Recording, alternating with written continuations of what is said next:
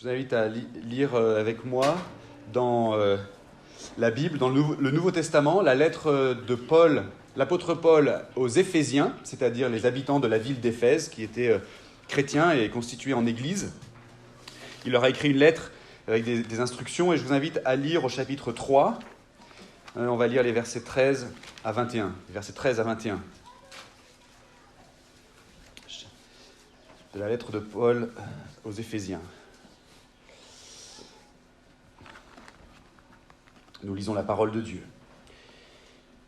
Aussi, je vous demande de ne pas perdre courage à cause de mes tribulations pour vous. Elles sont votre gloire. C'est pourquoi je fléchis les genoux devant le Père, de qui toute famille dans les cieux et sur la terre tire son nom, afin qu'il vous donne, selon la richesse de sa gloire, d'être puissamment fortifié par son esprit dans l'homme intérieur, que le Christ habite dans vos cœurs par la foi, et que vous soyez enracinés et fondés dans l'amour, pour être capables de comprendre avec tous les saints quelle est la largeur, la longueur, la profondeur et la hauteur, et de connaître l'amour du Christ, qui surpasse toute connaissance, en sorte que vous soyez remplis jusqu'à toute la plénitude de Dieu. Or, à celui qui, par la puissance qui agit en nous, peut faire infiniment au-delà de tout ce que nous demandons ou pensons, à lui la gloire dans l'Église et en Christ Jésus, dans toutes les générations, au siècle des siècles. Amen. C'était la lecture de la parole de Dieu. Je vous invite à prier. Seigneur notre Dieu, merci pour ce temps de culte. Merci maintenant pour ce texte que nous venons de lire et sur lequel nous allons nous pencher pour en tirer instruction pour nous, pour notre vie. Seigneur, s'il te plaît, aide-nous par ton Saint-Esprit à non seulement comprendre, mais aussi accueillir et mettre en pratique ta parole pour ta gloire. Et nous t'en prions au nom de Jésus. Amen. Alors je crois que c'est la première fois de toute ma vie que je prêche un dimanche matin en t-shirt. Et je me sens pas vraiment à ma place en t-shirt là derrière ce pupitre. Parce que Stéphane, lui, il avait une jolie chemise avec un col là bien repassé. Et je me sens pas vraiment à ma place. Mais je me suis rassuré en voyant que Stéphane portait des tongs. Donc ça va beaucoup mieux pour moi.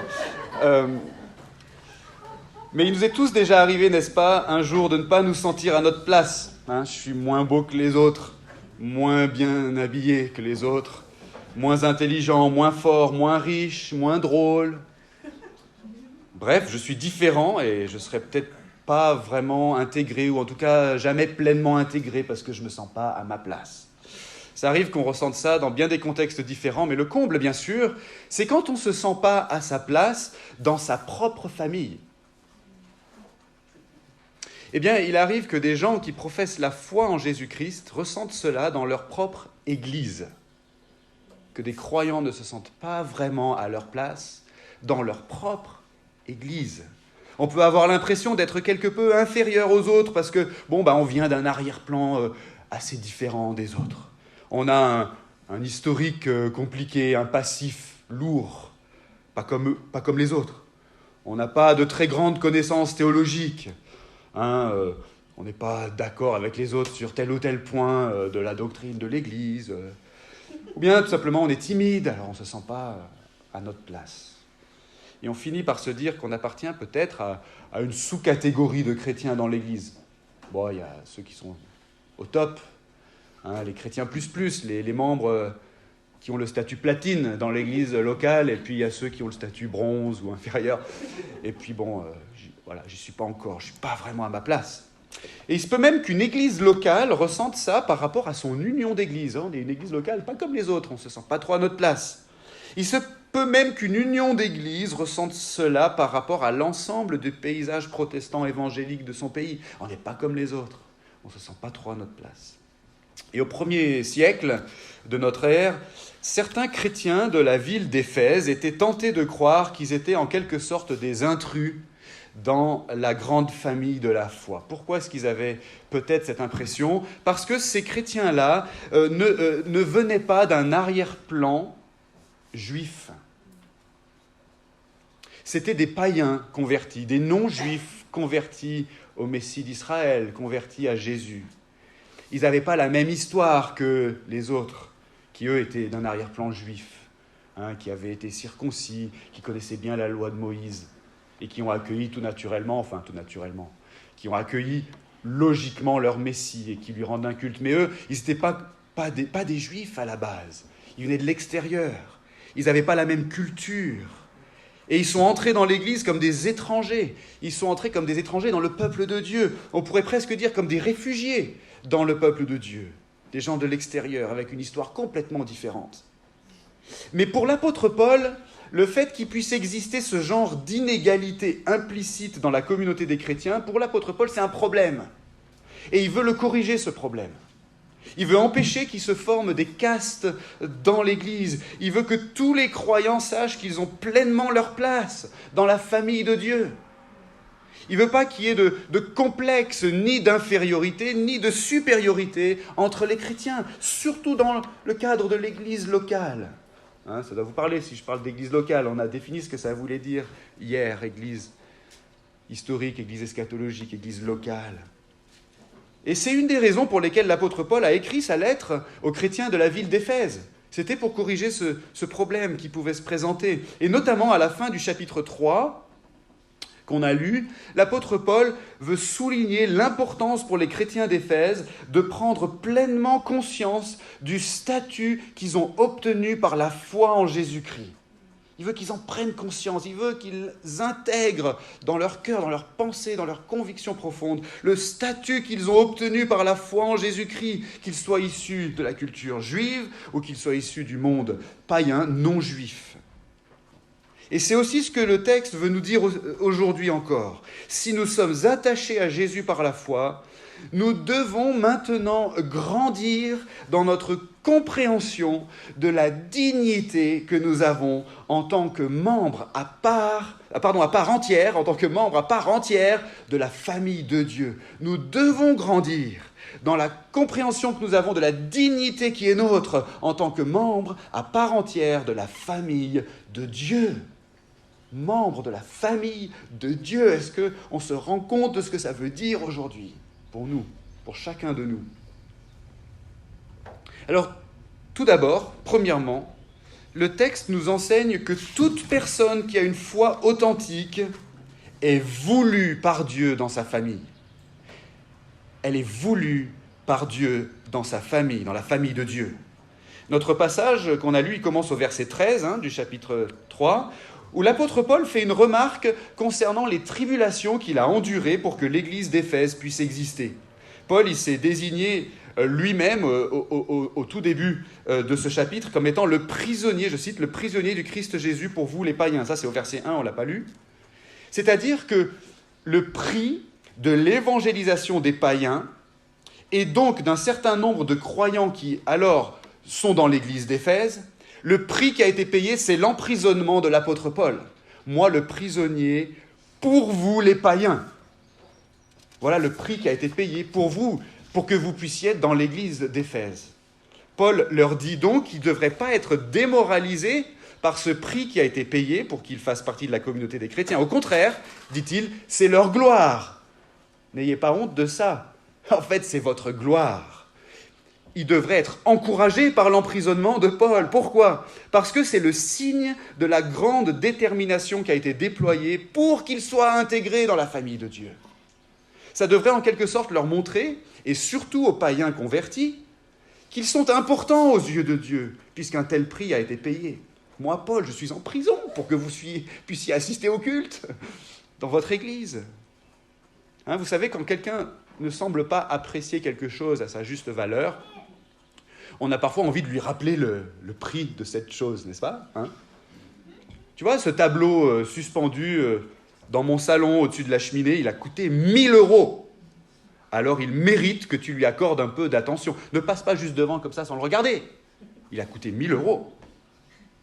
Ou bien, si la valeur intrinsèque de l'objet n'est pas très importante, peut-être que c'est son histoire à cet objet qui lui donne de la valeur. Mon arrière-grand-père portait sur lui cette photo de mon arrière-grand-mère quand il est mort dans une tranchée en 1914. Bon, c'est qu'un petit bout de papier. Mais alors, considère son histoire. Regarde la valeur de cet objet. Et de la même façon, l'apôtre Paul dit aux chrétiens d'Éphèse, et particulièrement aux non-juifs convertis à Christ, il leur dit « Je suis en prison pour vous. Tel est le prix qui a été payé pour que vous soyez des chrétiens aujourd'hui. C'est votre gloire. Donc arrêtez de vous dévaloriser. Regardez combien vous valez. Je suis en prison pour vous. C'est votre gloire. » Paul cherche donc à persuader ses destinataires que toute personne qui a une foi authentique est voulue par Dieu dans sa famille. Aucun croyant n'a une place accidentelle dans la famille de Dieu. Si nous sommes attachés à Christ par la foi, nous ne devons jamais nous imaginer que nous ne sommes peut-être pas désirés par Dieu dans son Église. Il ne faut jamais s'imaginer ça. Il ne faut jamais même se poser la question, peut-être que je suis là par accident. Peut-être que Dieu n'a pas tellement envie que ça, que je fasse partie de sa famille. Peut-être que je suis un intrus, quelque part. Peut-être que je dois encore faire mes preuves pour mériter ma place. À l'inverse, nous ne devons jamais laisser entendre à qui que ce soit qui s'attache à Christ par la foi qu'il ou elle appartiendrait à une sous-catégorie de chrétiens. Qu'il ou elle pourrait certes s'approcher de Dieu, mais plus difficilement que les autres. On ne devrait jamais laisser entendre ça à quelqu'un dans la famille de Dieu, n'est-ce pas ? Deuxièmement, ça c'était le verset 13. Deuxièmement, le texte nous enseigne que la cohésion de la famille de Dieu va augmenter au fur et à mesure que chacun de ses membres grandit dans la foi. Ça, c'est les versets 14 à 17. Si vous regardez ces quelques versets, vous voyez que l'apôtre Paul il commence à formuler une prière pour les chrétiens d'Éphèse. Alors bien sûr, quand on dit aux gens qu'on prie pour eux et qu'on leur partage le contenu de notre prière, d'habitude, c'est pour leur faire passer un message, n'est-ce pas ? Quand on dit à quelqu'un « Je prie pour toi afin que ceci se passe dans ta vie », ça veut dire qu'on estime que ceci est souhaitable pour la vie de cette personne. Hein ? Rufina, je prie pour toi pour que tu trouves ta voie à Lyon l'année prochaine. C'est pour faire passer un message. C'est qu'on considère sincèrement que c'est ce qui est souhaitable pour la personne. L'apôtre Paul, il fait pareil ici. Hein ? Il est sous-entendu que les chrétiens d'Éphèse devraient souhaiter et rechercher ce que Paul demande pour eux dans ses prières. Vous comprenez la logique ? Et qu'est-ce qui est souhaitable pour les chrétiens d'Éphèse, d'après l'apôtre Paul ? Il est souhaitable qu'ils grandissent chacun individuellement dans la foi.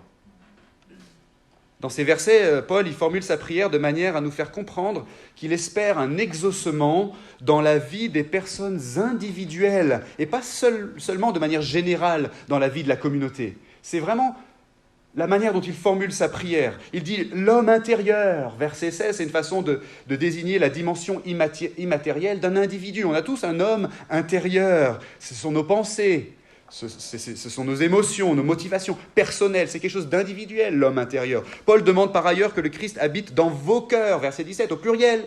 Il utilise le pluriel pour montrer que chaque personne est visée, pas juste d'une manière générale, dans le cœur de l'Église, non, dans vos cœurs, à chacun. Paul souhaite que chaque chrétien dans l'Église devienne plus mûr et plus solide intérieurement et individuellement. Que chacun soit perfectionné, comme il le dira un petit peu plus loin au chapitre 4, perfectionné sous l'effet de la puissance généreuse du Père, déployée par le Saint-Esprit dans la vie intérieure des croyants, par le moyen de la foi en Jésus-Christ. Vous avez bien noté d'ailleurs dans ces versets, la participation des trois personnes de la Trinité, Dieu le Père, Dieu le Fils, Dieu le Saint-Esprit. Mais ce qui est intéressant, c'est aussi la remarque que fait Paul au début de sa prière, en disant qu'il s'adresse au Père, verset 15, « de qui toute famille dans les cieux et sur la terre tire son nom ». Alors dans notre traduction, on ne le voit peut-être pas, mais il y a un lien étymologique en grec entre le mot « père » et le mot « famille » dans cette phrase. C'est « pater » et « patria ». Le père, pater, et la famille, patria, la patrie, on pourrait dire.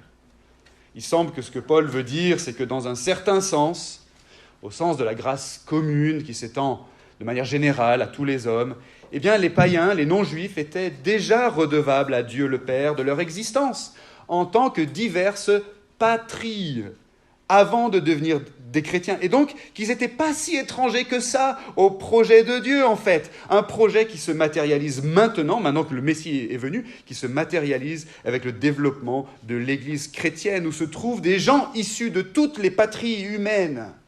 Donc, il est en train de dire, même avant que vous connaissiez le Seigneur. Vous étiez déjà constitués en tant que non-juifs, vous étiez constitués en patries. Vous étiez des patries diverses sur la terre. Et ça, c'était Dieu, en fait, qui l'avait conçu à la base. Vous étiez déjà, sans le savoir, un peu dans le projet de Dieu. Et c'est logique maintenant que vous soyez intégrés dans le développement de l'Église chrétienne. Autrement dit, il y avait déjà une forme d'universalité dans le rapport de Dieu au monde avant la venue du Christ, mais maintenant, cette universalité est rendue tout à fait manifeste dans l'Église chrétienne. L'inclusion des païens, des non-juifs donc, n'est pas un accident, mais bel et bien le projet magnifique de Dieu. C'est à ça c'est là qu'il veut en venir, Paul. C'est pas un truc que Dieu a improvisé à un moment donné. C'est qu'est-ce que je vais faire maintenant ? Je vais aller prendre des païens. Hein. Non, c'était le projet de Dieu, de toute éternité. Et en Christ, des croyants de toute origine constituent maintenant la famille de Dieu, la patrie céleste, avec un P majuscule. Hein. On est les enfants de la patrie céleste, hein. D'où le titre de la prédication. Allons, enfants de la patrie, avec un P majuscule. Les croyants de toute origine constituent maintenant la famille de Dieu, et la prière de Paul, c'est que la cohésion de cette famille augmente au fur et à mesure que chacun de ses membres grandit dans la foi. Alors, est-ce que nous souhaitons ce qui nous est souhaitable d'après ce texte ? Est-ce que nous souhaitons pour nous ce que l'apôtre Paul souhaite pour nous, et sous-entend qu'il devrait donc être souhaitable ? Est-ce que nous soignons notre vie intérieure en faisant le bon usage des moyens de grâce que Dieu nous a donnés ? Est-ce que nous nourrissons notre homme intérieur ? Est-ce que nous cherchons perpétuellement à mieux connaître Christ, afin qu'il habite véritablement dans nos cœurs, étant nous-mêmes enracinés et fondés dans l'amour ? Est-ce que nous recherchons ces choses ? Troisièmement, le texte nous enseigne en effet que c'est en comprenant mieux l'ampleur de l'amour du Christ que la famille de Dieu deviendra ce qu'elle est censée être. C'est en comprenant mieux l'ampleur de l'amour du Christ que la famille de Dieu deviendra ce qu'elle est censée être. On voit ça au versets 18 et 19. Et dans ces versets-là, l'apôtre Paul, il poursuit sa prière. Il est en train de prier, partager le contenu de sa prière avec les chrétiens d'Éphèse. Et ce qu'il souhaite, dit-il, c'est que les croyants d'Éphèse améliorent leur perception de l'amour de Jésus.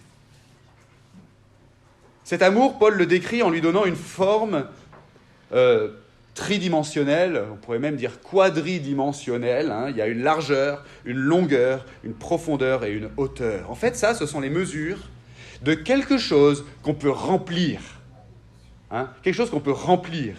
Ce que Paul demande à Dieu, c'est que, suivez bien, c'est que les chrétiens puissent comprendre ensemble avec tous les saints ça désigne les autres chrétiens, tout ce que cet amour de Christ peut contenir. Je veux que vous compreniez combien cet amour, tout ce qu'il peut englober, tout ce qu'il peut contenir, combien vous pouvez le remplir, cet amour, dans sa largeur, sa longueur, sa profondeur et sa hauteur. En fait, c'est une allusion au fait que l'amour de Christ est un amour justement qui se remplit, qui reçoit, qui accueille, qui embrasse. Vous comprenez ? Imaginez des bras qui s'ouvrent. Je veux que vous compreniez combien les bras de Jésus sont grands pour tous vous tenir. C'est ça qu'il veut dire. Et dans le contexte de ce texte, qu'est-ce qu'il accueille, l'amour de Christ ? Il accueille des juifs convertis et des non-juifs convertis. C'est-à-dire toutes sortes de gens. Toutes sortes de gens. Donc l'apôtre Paul est en train de dire que c'est en comprenant mieux la capacité d'inclusion de l'amour de Christ, en comprenant mieux la contenance de l'amour de Christ, que l'Église va se remplir, selon l'intention de Dieu, jusqu'à toute sa plénitude. Verset 19, c'est le terme qu'il emploie, n'est-ce pas ? C'est ainsi que l'Église deviendra ce que Dieu veut qu'elle soit, quand elle sera remplie jusqu'à toute la plénitude de Dieu. Imaginez qu'exceptionnellement, le culte de notre Église doive se faire dans une salle qu'on ne connaît pas. Et à cause des restrictions sanitaires, on doit demander aux gens de s'inscrire au préalable. Mais comme on ne connaît pas la capacité de la salle, on ne veut pas prendre de risques. Donc on va se limiter à un nombre d'inscriptions assez sûr, assez bas, du coup, pour ne pas dépasser. Et une fois qu'on a atteint ce nombre, on va vous écrire un email et vous dire « Stop, c'est fini, on ne peut plus vous accueillir, on ne veut pas prendre de risques. On ne connaît pas la capacité de la salle. On ne veut pas avoir des ennuis. » Or, peut-être que la salle peut accueillir 10 000 personnes et qu'il n'y a pas besoin de refuser qui que ce soit. Mais on ne le sait pas. Il faudrait qu'on soit capable de comprendre avec toutes les personnes concernées quelle est la largeur, la longueur, la profondeur et la hauteur de la salle, en sorte que nous soyons remplis jusqu'à toute la plénitude de Dieu. Vous comprenez ? De la même façon, l'apôtre Paul, il a à cœur que les croyants d'Éphèse comprennent ensemble quelle est la capacité d'accueil de l'amour du Christ dans la famille de Dieu. Un amour si grand qui peut contenir des humains de toutes origines et en très grand nombre. Des Français, des Américains, des Coréens, oui, même des Coréens, des Brésiliens, des Algériens, des Hollandais, des Allemands, des Norvégiens, et toutes sortes de gens, en très grand nombre. Telle est l'ampleur de l'amour du Christ. Un amour si grand que lorsque nous, juifs ou non-juifs, et quelle que soit notre origine en réalité, un amour si grand que lorsque nous étions encore pécheurs et ennemis de Dieu, lorsque nous étions encore ennemis de Dieu, Christ est mort pour nous, dit l'apôtre Paul dans l'Épître aux Romains. Et Paul, il a dit d'ailleurs un peu plus haut dans sa lettre aux Éphésiens, au chapitre 2, il a dit « Dieu est riche en miséricorde, et à cause du grand amour dont il nous a aimés, nous qui étions morts par nos fautes, il nous a rendus à la vie avec le Christ. » Telle est l'ampleur de l'amour du Christ. Il a voulu racheter une multitude d'hommes, de femmes, d'enfants de toute origine, en payant lui-même de son sang le prix de leur délivrance. Par la foi en Christ, on est réconcilié avec Dieu. Est-ce que vous êtes réconcilié avec Dieu ce matin ?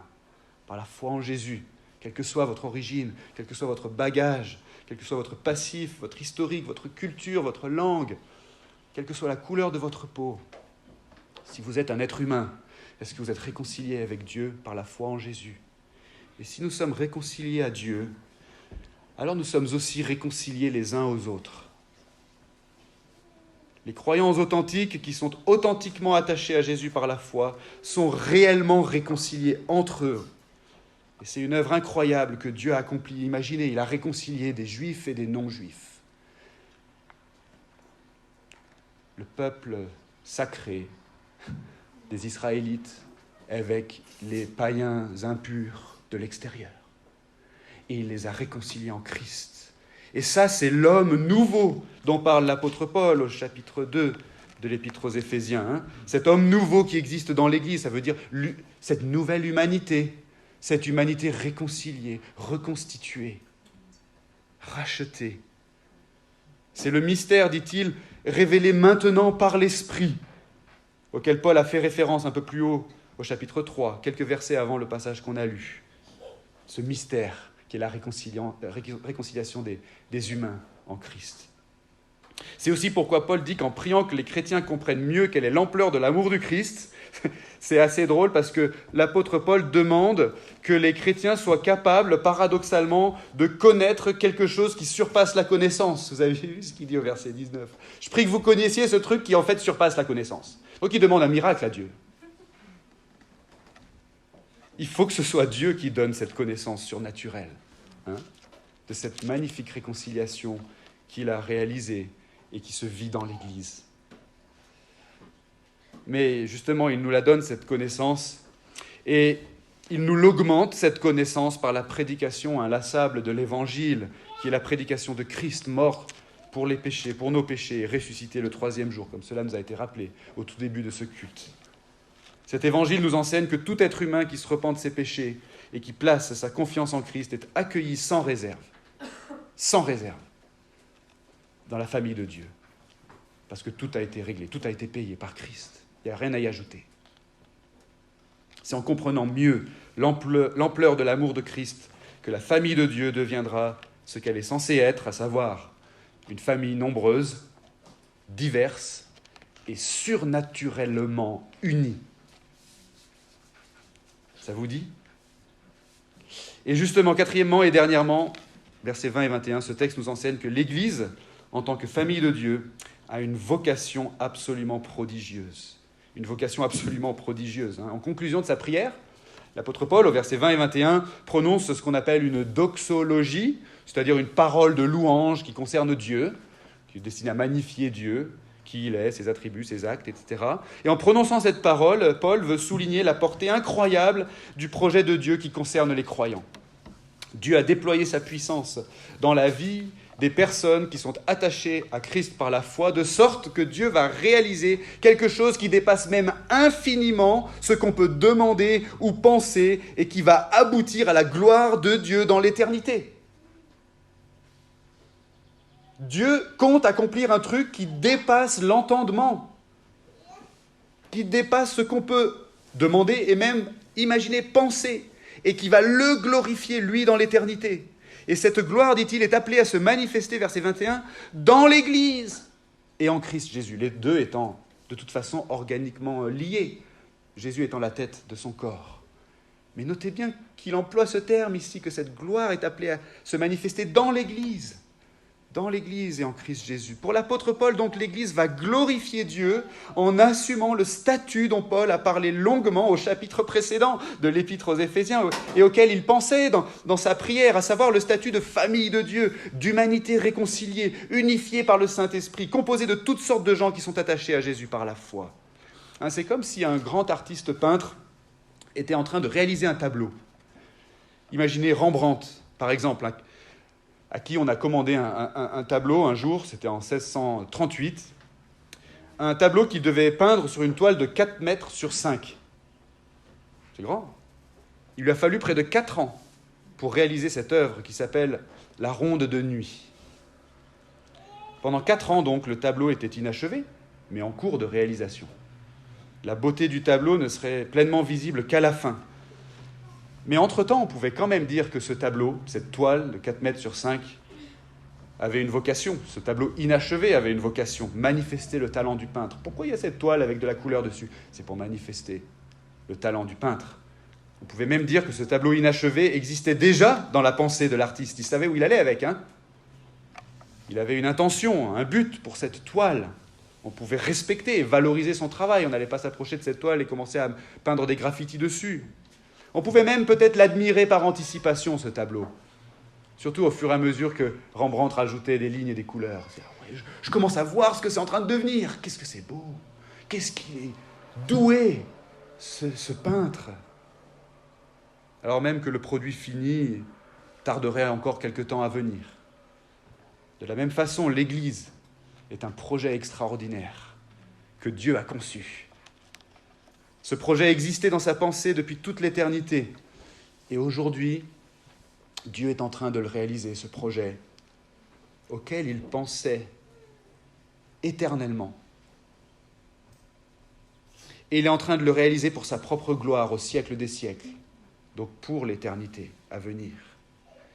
L'Église est la partie visible aujourd'hui du projet cosmique de Dieu, que Paul a décrit de la manière suivante au tout début de sa lettre aux Éphésiens. Dans l'introduction, il a dit que le projet de Dieu consistait à réunir sous un seul chef, le Christ, tout ce qui est dans les cieux et sur la terre. Si l'Église est aujourd'hui les prémices de ce tableau, alors vous voyez que l'Église, en tant que famille de Dieu, a une vocation absolument prodigieuse. Il est tellement important, n'est-ce pas, que nous prenions mieux la mesure de cette réalité aujourd'hui. Si nous plaçons sans réserve notre foi en Jésus, nous sommes des enfants de la famille de Dieu. Des enfants voulus par Dieu, c'était le premier point. Des enfants qui désirent grandir dans la foi, c'était le deuxième point. Des enfants qui découvrent de plus en plus l'ampleur de l'amour de Christ, c'était le troisième point. Et enfin, des enfants élevés à un statut extraordinaire, des héritiers de Dieu. Wow. Il n'y a pas d'inégalité en Christ. Il n'y a pas de caste en Christ. Il n'y a pas de sous-catégorie en Christ. Il n'y a pas de complexe, d'infériorité ou de supériorité à avoir en Christ par rapport aux autres croyants, ou aux autres églises, ou aux autres unions d'églises. Vous connaissez certainement le conte d'Andersen intitulé « Le vilain petit canard », un conte qui m'a traumatisé quand j'étais enfant. Parce que ce petit caneton, il n'est pas comme les autres. Il ne se sent pas à sa place. Il ne s'intègre pas. Il est rejeté et il finit par se dévaloriser lui-même, jusqu'au jour où il découvre qu'en réalité, il est un signe, un superbe signe. Et dans ce texte, ce matin, Dieu nous donne un signe. Merci, c'était un peu facile, mais bon. Dans ce texte aussi, ce matin, Dieu veut qu'on découvre qu'il n'y a pas de vilain petit canard dans sa famille. Si nous sommes attachés à Jésus par la foi, nous devons grandir dans notre compréhension de la dignité que nous avons en tant que membres à part entière de la famille de Dieu. Et c'est comme ça que chaque croyant et chaque Église se sentira pleinement à sa place, aimé, entouré, estimé, solidaire des autres, à la gloire de Dieu. Que Dieu nous accorde sa grâce pour que cela se réalise dans notre vie et dans la vie de l'Église Lyon-Gerland en particulier. Amen. Prions.